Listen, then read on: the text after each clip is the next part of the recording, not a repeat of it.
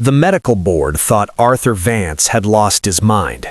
In room 347 of St. Catherine's Veterans Hospital, a dying man with hollow cheeks and trembling hands had refused his estranged daughter's tearful visit. He'd waved away the chaplain. He'd even declined morphine strong enough to silence the rattling in his chest. But when the palliative care director asked if there was anyone at all he wanted to see before the end, Arthur's clouded eyes suddenly sharpened. "Major," he whispered through cracked lips. "Bring me Major." The staff exchanged uncomfortable glances. Major wasn't family. He wasn't even human. He was the German Shepherd that military records claimed had gone rogue during Arthur's final deployment. The same dog that had supposedly attacked him in the Kandahar desert, ending both their careers in disgrace. The animal had been forcibly retired, declared unstable, dangerous. Yet here was Arthur Vance, hours from death, demanding the creature that had betrayed him. Dr. Eris Thorne stepped forward, his tailored white coat pristine against the sterile walls. His smile was gentle, but his eyes were cold as surgical steel. "Mr. Vance," he said softly, "I really don't think that's wise." The fluorescent lights hummed their monotonous dirge as Arthur lay propped against sterile pillows, his body wasted to sinew and bone. His fingers found the dog tags hanging against his hospital gown, worn smooth by decades of worry. The engraving had faded, but he knew every letter. SGT Arthur Vance, Canine Handler. The second set of tags, the ones that read Major MWD K9, had been taken from him 6 years ago, along with everything else. Through the fog clouding his thoughts, Arthur heard staff arguing outside his door. They thought the memory fog in his chart had consumed him completely. They had no idea he'd been faking it for weeks. Because Arthur understood plenty. He understood that he'd been assigned to this specific hospital, to this specific doctor, despite requesting the VA facility 40 miles north.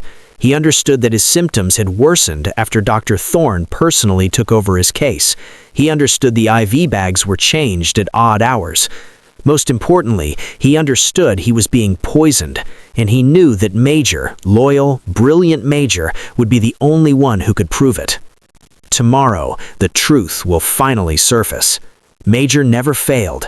Major never forgot.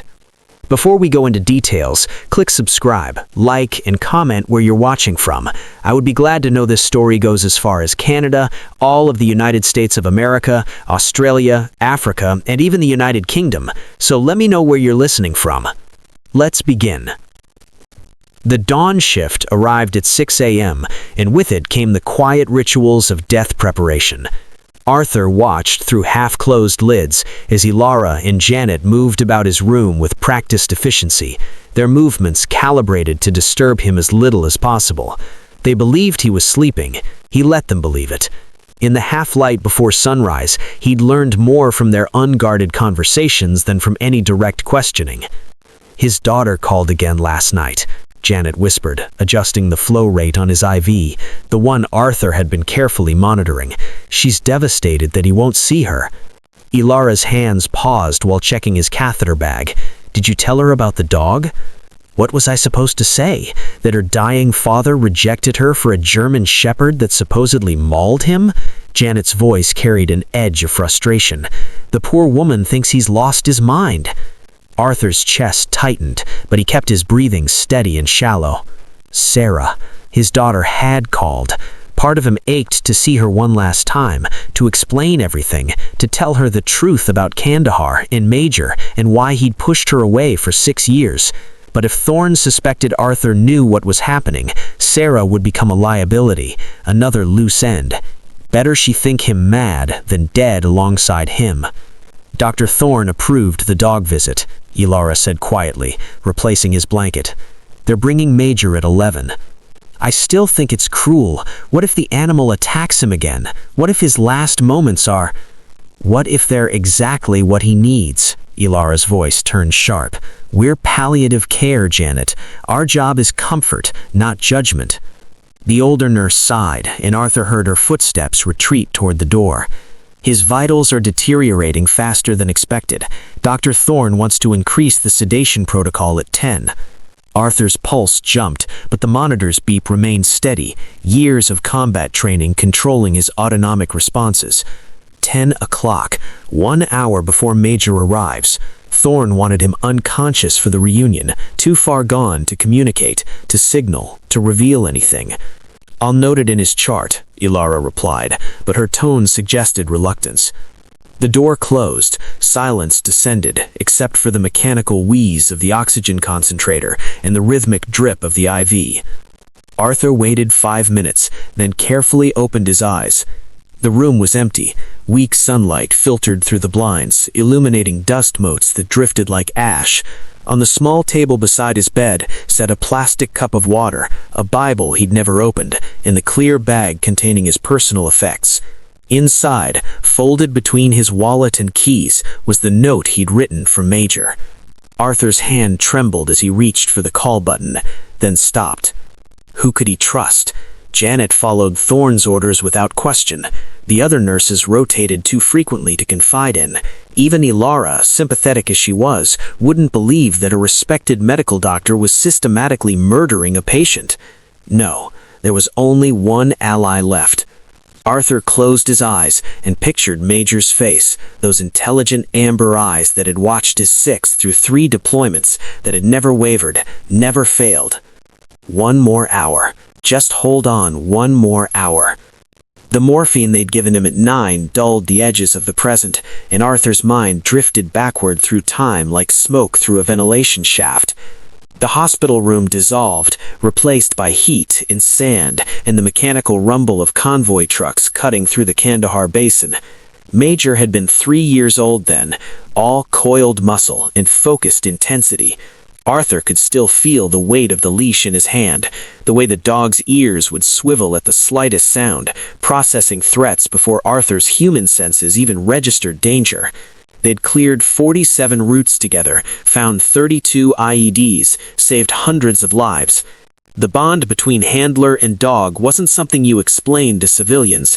It was written in sweat, in sand, and the absolute certainty that the creature beside you would die before letting harm reach you.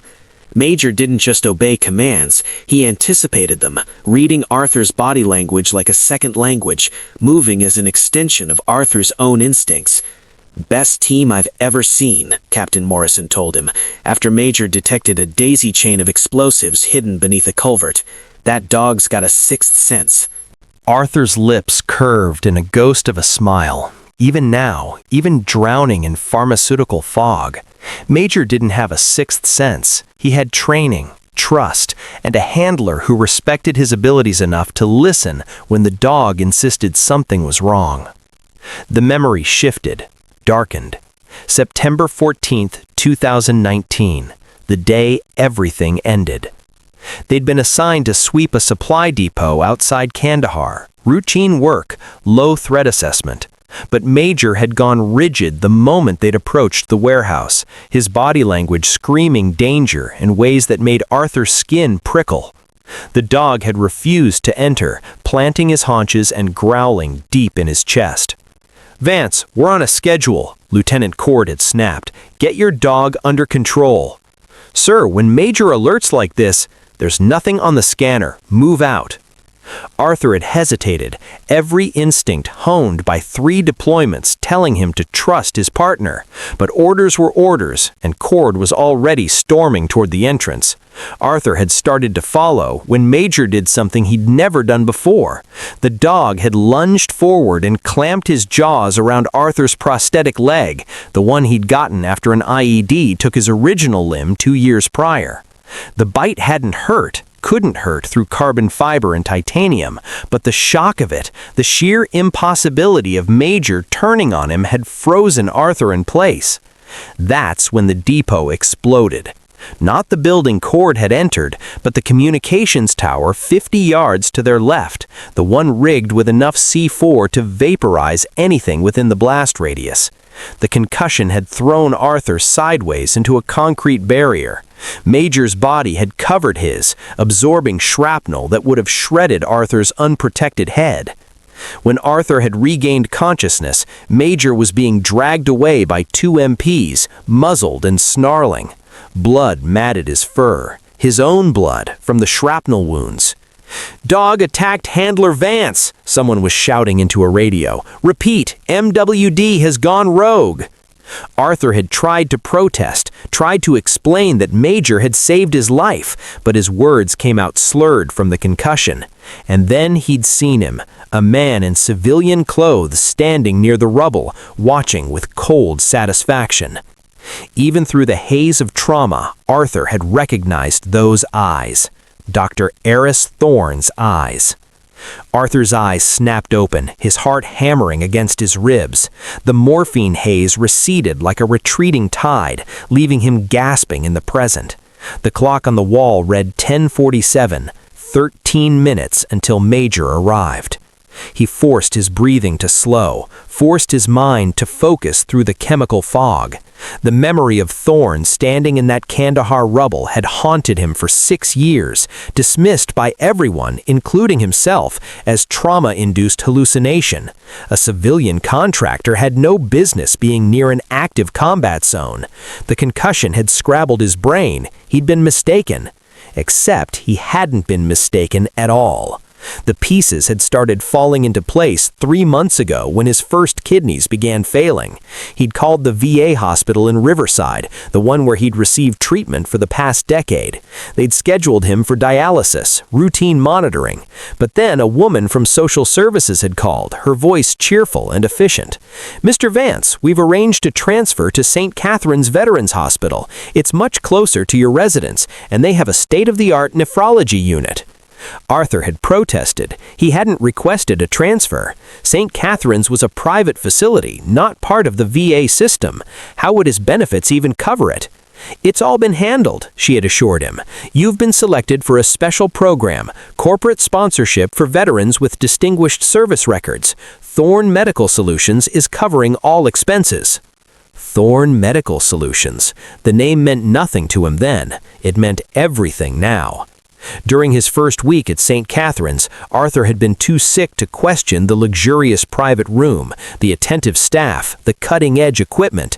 Dr. Thorne had introduced himself with practiced warmth, explaining that he'd personally requested Arthur's case after reviewing his military record.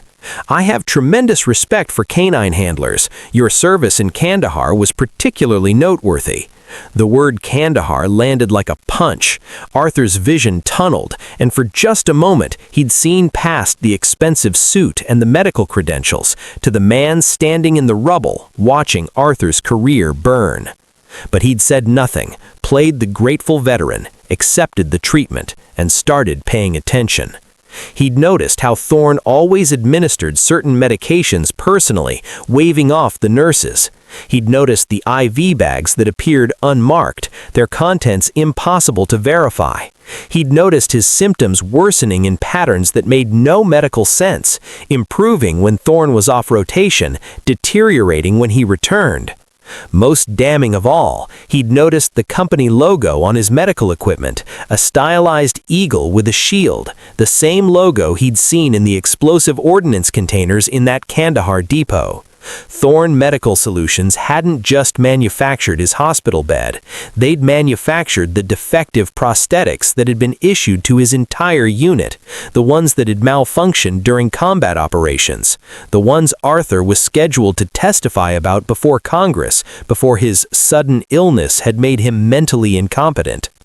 Major hadn't attacked him that day in Kandahar. Major had detected the sabotage device in Arthur's prosthetic leg, the one designed to explode and eliminate the handler who'd discovered too much. And now, 6 years later, Thorne was finishing what the bomb had failed to accomplish. The sound reached Arthur before the sight, the click of claws on linoleum, growing louder with each step.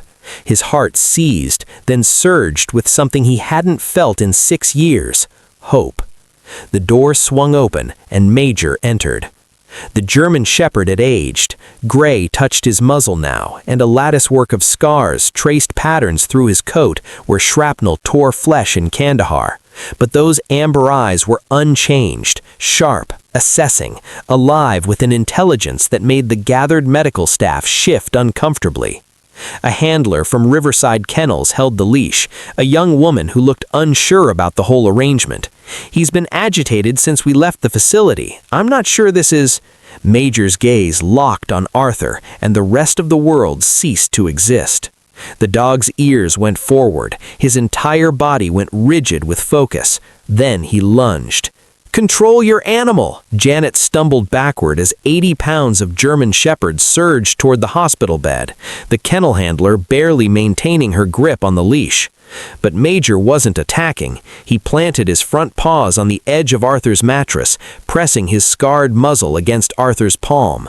The dog's body trembled, not with aggression, but with barely restrained emotion that Arthur felt echo in his own chest. "Hey, boy," Arthur whispered, his voice breaking. "I knew you'd remember." For 30 seconds, the room held its breath. The reunion was everything the staff had expected. Touching, sentimental, the dying man and his faithful companion. Several nurses had tears in their eyes. Then, Major's head snapped up, away from Arthur's hand. The transformation was instantaneous and terrifying. The gentle dog became a working military animal, every muscle coiled tight. His lips peeled back from his teeth as a low growl rumbled from his chest. Not the warning growl of a pet, but the danger signal Arthur had heard 100 times in the field. Major wasn't looking at Arthur. He was staring at the heart monitor beside the bed. "What's wrong with him?" The kennel handler yanked the leash, but Major held his ground, hackles rising along his spine. The growl deepened. "Maybe we should sedate," Janet began. "No." Arthur's voice cut through the rising panic. He knew this behavior, had trusted it with his life. "Let him work." "Mr. Vance, the dog is clearly distressed." Major lunged again, but not at anyone. He nosed against the monitor's power cable, then the IV stand, then back to the monitor. His bark split the air, sharp, insistent. The alert pattern burned into his training. Danger, threat, contamination. "He's going to hurt someone." Janet reached for the call button. "He's trying to tell us something," Ilara said quietly, her eyes narrowing as she watched the dog's systematic movements.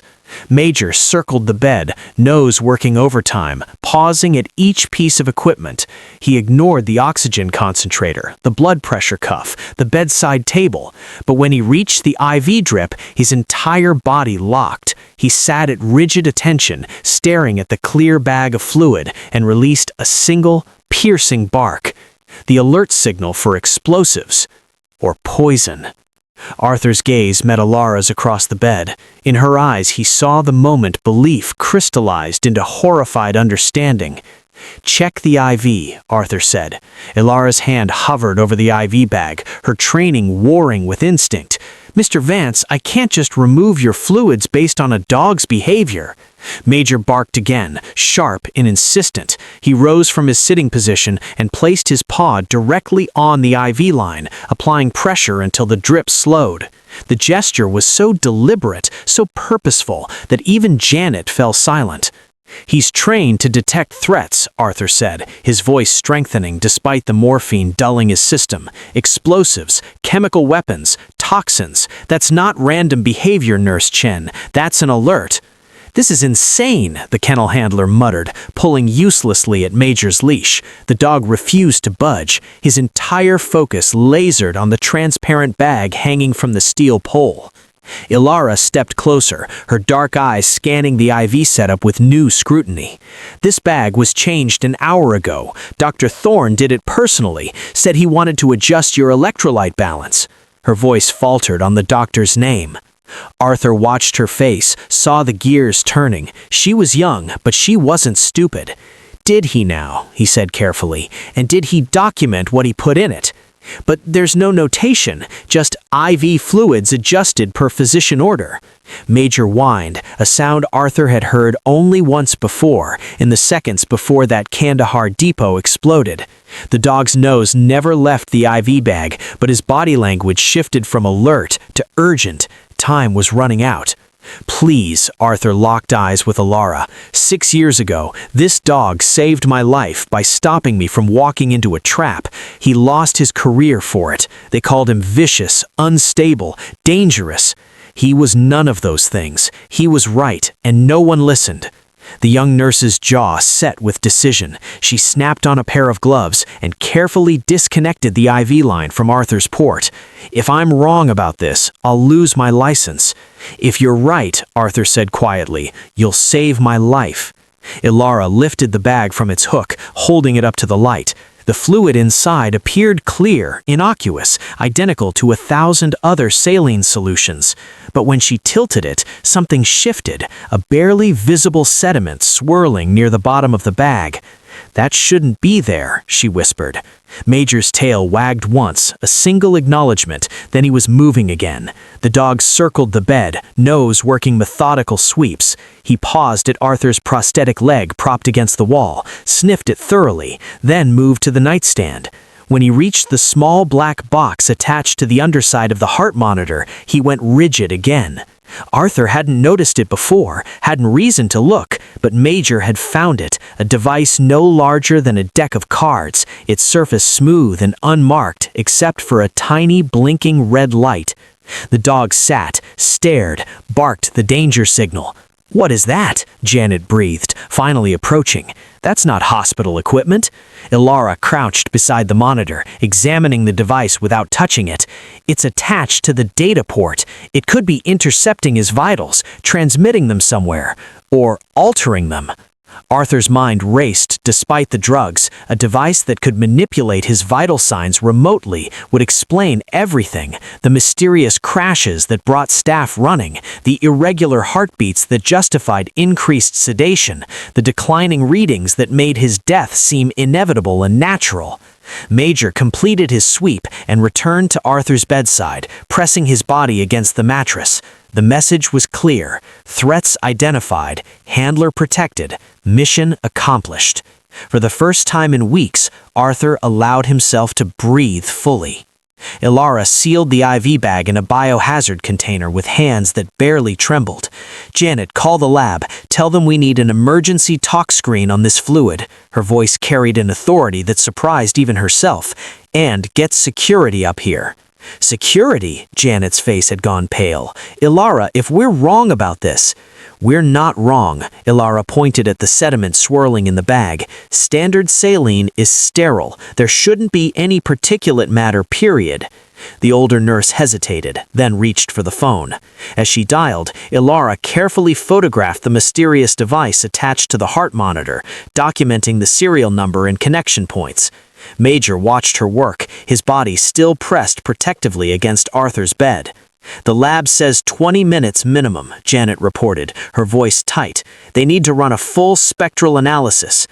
20 minutes. Arthur's pulse quickened despite his efforts to stay calm. 20 minutes for Thorne to be notified, to intervene, to spin whatever story would make this disappear.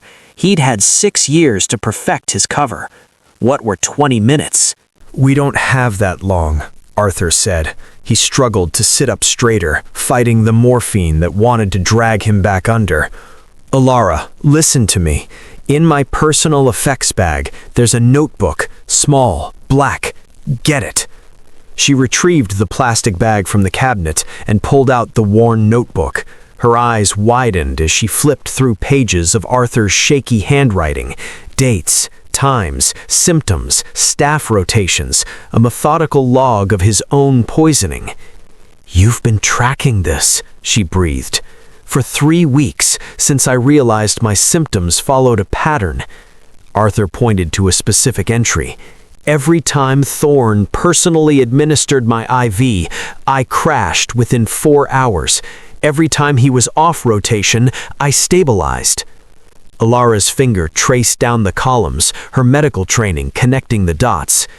"This isn't kidney failure. This is induced organ stress. If someone was introducing a nephrotoxic agent in controlled doses..." She looked up sharply. "What is he using?" "I don't know, but I know why." Arthur's voice dropped. 6 years ago, I discovered Thorn Medical Solutions was manufacturing defective prosthetics for military contracts, devices that failed in combat, got people killed. I was scheduled to testify before a congressional oversight committee. He gestured to his own prosthetic leg. Then, Major attacked me. I was declared mentally unfit, and the investigation quietly died. And now you're dying for real, Alara finished, her face hardening, conveniently before you could recover your credibility. The door burst open. Both women jumped, but it was only a young security guard responding to Janet's call. Someone reported a disturbance? Before anyone could answer, a smooth voice cut through the room. That won't be necessary, officer. Dr. Eris Thorn stood in the doorway, his white coat immaculate, his smile practiced and reassuring. His gaze swept the scene, the disconnected IV, the biohazard container, Alara clutching Arthur's notebook, and something flickered behind his professional mask. Major's growl started low and built like thunder, the sound raising the hair on every neck in the room. Thorn's eyes finally landed on the dog, and for just a moment, the mask slipped completely. Arthur saw recognition there, and calculation, and something far darker. "Well," Thorn said softly, his smile never wavering, "I see our reunion has taken an unexpected turn." Major didn't bark, didn't lunge. The German Shepherd simply positioned himself between Arthur's bed and the doorway, his body language shifting into something primal and absolutely lethal. The hackles along his spine rose like razors, and the growl emanating from his chest carried 6 years of recognition. Thorn's composure faltered for a fraction of a second, just long enough for Arthur to see the truth written in the doctor's eyes. This wasn't surprise. This was a predator realizing his prey had teeth. "Doctor, we found irregularities in Mr. Vance's IV." Alara's voice stayed steady, but she'd positioned herself beside the security guard, "and an unauthorized device attached to his monitoring equipment." "I'm aware." Thorn stepped fully into the room, his movements slow and calculated. Major's growl intensified. "I installed that device myself. It's a remote cardiac monitor, perfectly legal, designed to alert me if Mr. Vance experienced any distress in the off hours." "Then why isn't it documented in his chart?" Alara challenged. "Administrative oversight." Thorn's smile was meant to be disarming. "I've been so focused on Mr. Vance's care that paperwork occasionally slips through the cracks. Surely you understand, Nurse Chen." Arthur watched the performance with cold clarity. Thorn had an answer for everything, rehearsed, reasonable, impossible to disprove in the moment. The notebook could be dismissed as the confused ramblings of a dying, medicated man. The device could be legitimate medical equipment. Even the contaminated IV could be explained as a manufacturing defect, a pharmacy error, anything but deliberate murder. But Thorn hadn't accounted for Major. The dog's reaction wasn't medical evidence or testimony that could be discredited. It was something more fundamental, the absolute certainty of a creature who'd spent years learning to identify threats and who'd identified this man as the apex danger in the room. "Your dog seems agitated, Mr. Vance. Perhaps the reunion was too much strain on his nerves. Officer, I think it's best if we—" Major moved before Thorn could finish. Not an attack, but a deliberate placement. The dog circled to Thorn's left side and sat at rigid attention, staring at the doctor's right coat pocket, the exact position and posture Arthur had seen hundreds of times in the field. Target acquired, threat located, handler, respond. "What's in your pocket, Doctor?" Arthur's voice cut through the tension like a blade. Thorn's hand instinctively moved toward the pocket, then stopped. "I beg your pardon?" "Major's trained to detect chemical weapons, explosives, and toxins. Right now, he's alerting on something you're carrying, so I'll ask again, what's in your pocket?" The room held its breath. Even the monitor seemed to pause between beeps. "This is absurd," Thorne said, but his hand had moved away from the pocket entirely. "I'm a physician. I carry medical supplies." "Then you won't mind showing us." Alara stepped forward, and Arthur saw the steel in her spine that came from someone who'd chosen to believe evidence over authority. Thorne's mask cracked further. "I don't answer to nursing staff. You'll answer to me." The security guard finally seemed to grasp the situation, his hand moving to his radio. "Sir, if there's nothing to hide, just show us what's in the pocket." For a long moment, Thorne remained perfectly still.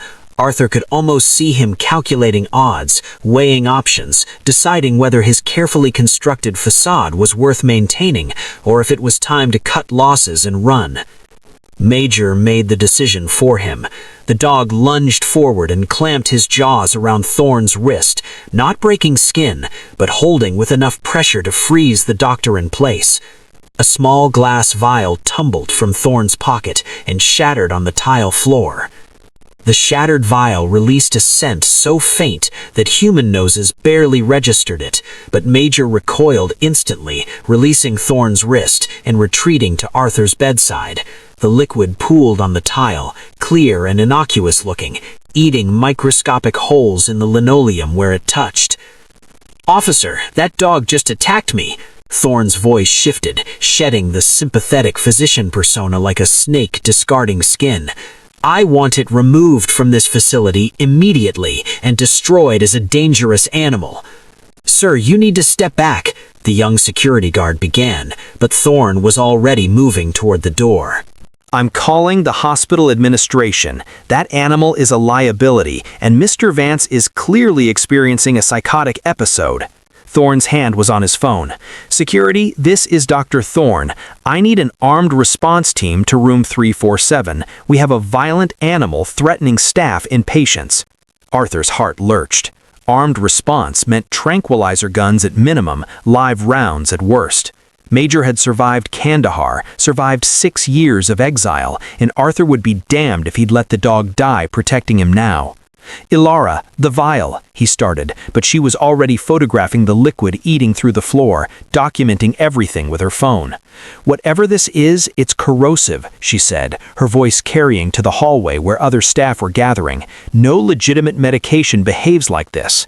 "It's contaminated," Thorne snapped. "A manufacturing defect. You're all overreacting to—" The stairwell door banged open, and 4 security officers appeared, the lead man carrying what looked like a tranquilizer rifle. "Someone want to tell me why we're mobilizing for a therapy dog visit?" "That is not a therapy dog," Thorne pointed at Major, who'd positioned himself in front of Arthur's bed, every muscle coiled and ready. "That's a military animal with a documented history of attacking its handler. It's already assaulted me, and it's protecting a patient who's clearly delusional from medication." The lead officer, Hayes according to his name tag, surveyed the scene with the weathered eyes of someone who'd seen too much to take anything at face value.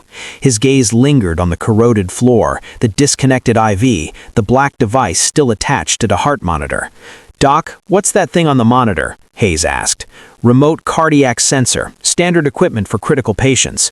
"Funny. Been working hospital security for 12 years, never seen one." Hayes lowered the tranquilizer rifle slightly. "And I'm real curious why standard saline is melting the floor." Thorne's jaw tightened. "Officer Hayes, I don't have time for your amateur investigation. That animal is a clear and present danger. The only danger here is you." Arthur's voice rang out stronger than it had in weeks, cutting through Thorne's manipulation. "Janet, how long have you worked with Dr. Thorne?" The older nurse blinked, caught off guard. 3 years, but has he ever personally changed a patient's IV before me? Janet's silence was damning. Has he ever installed monitoring equipment without documentation? Has he ever insisted on sole access to a patient's medication schedule? Arthur pressed forward, watching realization dawn across the gathered faces. Or am I the special case, the patient who warranted such extraordinary personal attention? Thorne moved then, fast and desperate. He lunged not for the door, but for Arthur's bed, reaching for the pillow, the call button, anything that could be weaponized in the confusion. Major was faster. The German Shepherd launched himself across the bed, 80 pounds of trained combat animal meeting Thorne mid-stride. They crashed into the IV pole, sending it clattering across the floor. Major's jaws found purchase on Thorne's forearm, not the killing bite he'd been trained to deliver, but a controlled hold that pinned the doctor to the ground. "Get this animal off me!" Thorne screamed. Hayes raised the tranquilizer rifle, aimed at Major. "Don't!" Arthur's command cut through the chaos with the authority of a man who'd led soldiers through combat. Hayes's finger hovered on the trigger for 3 heartbeats. Then he lowered the rifle. "Major, out!" Arthur's voice carried the weight of 1,000 training sessions, and the dog responded instantly, releasing Thorne's arm and returning to his handler's side. Blood stained the doctor's sleeve, but the wound was superficial, controlled, professional, exactly what Major had been trained to deliver. Thorne scrambled backward, cradling his arm. "You're all witnesses. That animal attacked me. I'll have your badges, your licenses, every single one of you." "Save it." Hayes keyed his radio. "This is Security Chief Hayes. I need police response to St. Catherine's, room 347. Possible attempted murder of a patient." He looked at Thorne with something close to disgust. "And get me a detective who handles white-collar crime."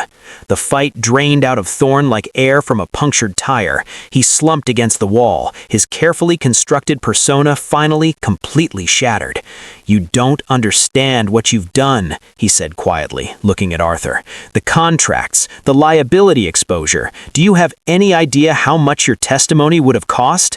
"More than my life was worth, apparently." Arthur's hand found Major's head, fingers threading through the familiar fur. "How many others, Thorne? How many veterans did you silence before you got to me?" Thorne's silence was answer enough. The police arrived within minutes, followed by hospital administrators whose faces cycled rapidly through confusion, horror, and damage control calculation. The lab results on the IV fluid came back an hour later, a sophisticated nephrotoxic compound designed to mimic natural organ failure, undetectable in standard toxicology screens, and requiring specialized equipment to identify. Equipment that Thorne Medical Solutions had specifically lobbied to keep out of VA hospitals.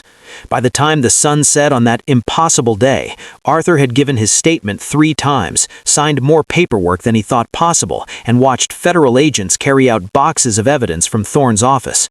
The conspiracy reached farther than even he had suspected. Kickbacks, falsified safety reports, a network of corruption that had been poisoning the military supply chain for a decade. But that was someone else's battle now. 3 days later, Arthur Vance walked out of St. Catherine's Veterans Hospital under his own power.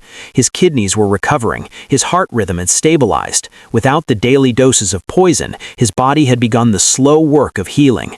Major walked beside him, the leather leash feeling riding Arthur's hand after 6 years of absence. The morning sun painted everything gold, and Arthur paused at the hospital entrance to let it warm his face. "We should have testified back then," he told the dog quietly. "Could have stopped this years ago." Major looked up at him with those amber eyes, and Arthur could have sworn the dog was telling him that regret was a luxury neither of them could afford. They'd survived. They'd exposed the truth. That was enough. A rental car waited in the parking lot. Ilara had arranged it before her shift ended, refusing Arthur's thanks with a fierce hug that said everything words couldn't. The congressional hearing was scheduled for next month, and this time, Arthur would make it to Washington. This time, he wouldn't be testifying alone. He opened the passenger door and Major jumped in with the ease of muscle memory, settling into the seat like he'd never left. Arthur slid behind the wheel, adjusted the mirror, and caught sight of his own reflection. Thinner, older, but with eyes that finally looked clear. "Ready to go home, boy?" he asked. Major's tail thumped once against the seat. Arthur pulled out of the parking lot and didn't look back. Behind them, St. Catherine's grew smaller in the mirror, its pristine facade hiding the rot that had finally been exposed. Ahead, the road stretched towards home, towards testimony, towards justice, towards whatever came next. But for now, for this one perfect morning, Arthur Vance had exactly what he needed: sunshine, freedom, and the loyal partner who'd never stopped protecting him, even when the whole world said he had failed. Thank you for staying with us till the end of this story. I'm sure you enjoyed it. Please like and subscribe to get more interesting videos like this.